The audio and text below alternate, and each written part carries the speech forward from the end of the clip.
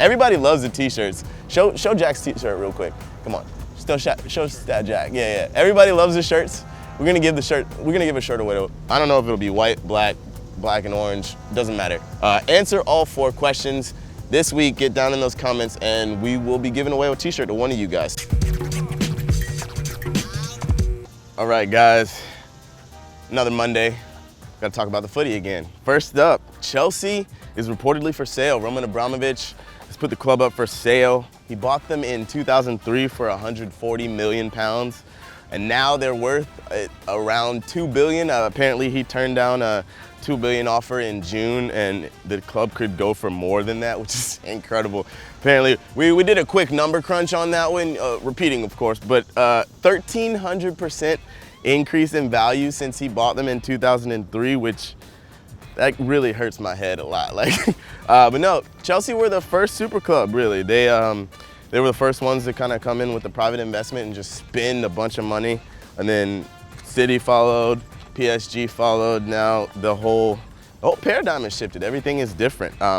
Before Abramovich bought the club, they only had 1 English League championship in 54, 55. Now they've won Champions League, 5 FA Cups. How many, they've 10 trophies before 17 cents. 5 Premier Leagues, wow. Who's gonna buy them? This is the question for you guys. Number 1, would you buy Chelsea if you had the cash? And who do you actually think is gonna come in and buy them? It's a really interesting proposition. Chelsea have obviously grown in value a lot. They're one of the most well-known clubs in the world now. They've got a way larger fan base than they did. They've got a lot of really valuable players, and it's just a valuable property in general. They're in the Premier League. They're challenging regularly. Ooh, we can buy Chelsea, rename them to Arsenal, or just merge them with Arsenal, and then Arsenal will be great again. Make Arsenal great again. All right, so up next is transfers. Obviously, English Premier League window is closed. They can still sell players, but they cannot bring any players or register them. Serie A's closed as well. They closed a few days after the Premier League transfer window closed, but the rest of Europe still open for business. Apparently, the big talk is Jerome Boateng for Julian Draxler. Kingsley Coman just went down for Bayern. Julian Draxler's not really getting a lot of play time for PSG.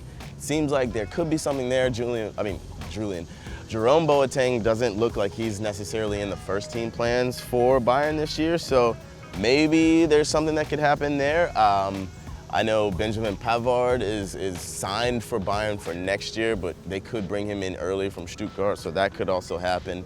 I believe Sebastian Rudy just signed for Schalke today, so that's another one. That's someone to replace Leon Goretzka. PSG are apparently looking at Christian Eriksen, which I would put at a 0% chance, because number 1, Tottenham Spurs spent 0 money, which again, funny to your boy, but they have no way to replace him, and he's one of their best players, so it actually makes no sense to me. Shout out Loris Karius. He got himself a move to Besiktas. He can get out of the spotlight a little bit.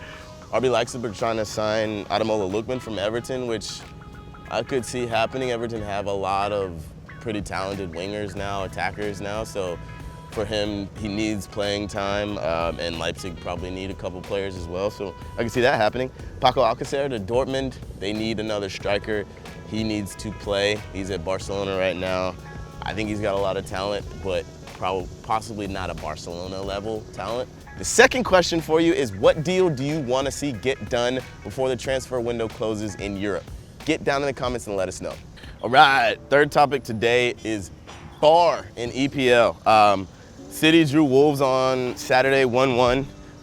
The Wolves goal was a handball. I mean, it was a sick diving handball, by the way. Shout out Willy Boley, who, aside from the goal, he deserved the goal even though it wasn't handball. I want to talk about that. He deserved his goal because Willy Boley was incredible against City. I thought Wolves as a whole deserved that point, even though it was a handball. But shout out to Pep, who was like, it's none of my business. That's funny though, in the second match, that he's saying that. I feel like if this was the 34th match of the season, if it was getting tight and there was a point or two separating them from the top, maybe he would have something a little more to say about it, but it's early on. He can afford to kind of be magnanimous about it and say, hey, yeah, we don't care. It's just part of the game. We did a poll in our YouTube community. Again, hang out in the community, hang out in our comments. We're pulling all of our stuff from community now, so make sure you get down into the comments, go to our community tab and answer all those questions. We did a poll about VAR and EPL, about VAR and EPL, and 79% of you said that it should be a thing. It's coming, Jack, is it coming next year? They haven't, I don't think they've actually confirmed it or not. So, but I mean, it seems inevitable. Words are hard, good God. No, it seems inevitable that it's gonna happen. I mean, the major leagues are doing it, World Cup's doing it. So I feel like it's eventually gonna happen in the Prem. I think Watford are gonna be okay. I don't think they're gonna keep, they've got Spurs and United next. Spurs, I think, will possibly, I think they'll drop points against Spurs. I think that'll be an L. United though, who knows? They're a large bag of trash right now, so that could be fun for them. The question for the audience is, can anyone outside the big teams crack the top 6 this year? You got teams like Everton kind of pushing, Watford look like they might be okay this year, but for you guys, who is gonna crack the top 6, if anyone outside of the big 6? Last topic of the day is Dortmund a serious contender? They beat RB Leipzig 4-1 to start the season. Conceded early, scored 4 straight. Marco Reus got his 100th Bundesliga goal.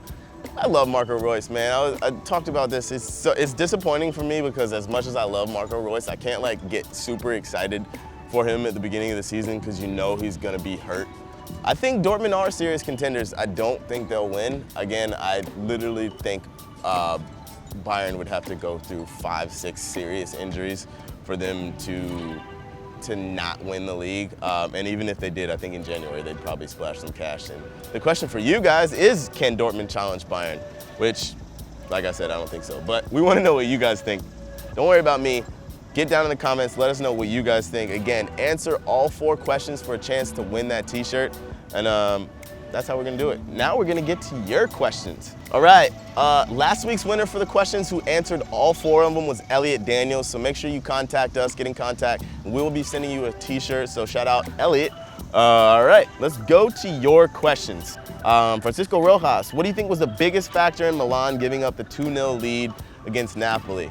My mom told me not to say anything if it wasn't, actually she never said that, so I think they don't have the mentality yet. Marcy Gonzalez, how long will it take for MLS to catch up to Liga MX, or will it ever catch up? It's a really good question. It's not quite there yet across the board in MLS, and I think once across the board the finances are enough so you can say, look at any club in MLS and say, throughout the roster those guys are making a comfortable living, then I think we'll be able to catch up to Liga MX, but until then, it's gonna be a little while. Pamanchi?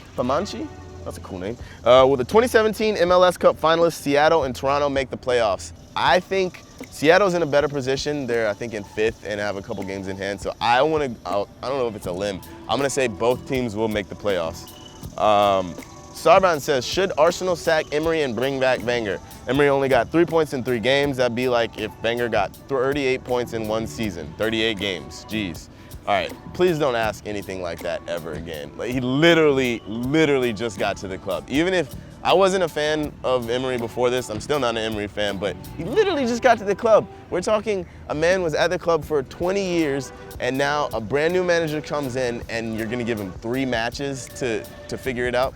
Come on, dude. What are your top 5 transfers of the window? Ooh, that's a really good question. I think Arturo Vidal to Barcelona was a very, very good one. Naby Keita to Liverpool, Alisson to Liverpool, Fabinho to Liverpool, damn it. Ronaldo to Juve. Davey Sparkles, Fulham with a cracking 4-2 win and a big boost in mentality. What can we expect from Fulham after such a great victory? I think we can expect exactly what we predicted at the beginning of the season. I think Fulham are gonna be okay. I think they're gonna be lower mid-table. Shout out Jean-Michel Seri with the bomb, good God. Yeah, so I think Fulham are gonna be okay. But that's gonna be it, guys. We'll catch you next time. Again, thank you guys for jumping in the comments. Make sure you hop in the YouTube community. Let us know what you want to talk about. Answer all 4 of those questions for a chance to win a t-shirt. We'll catch you next time.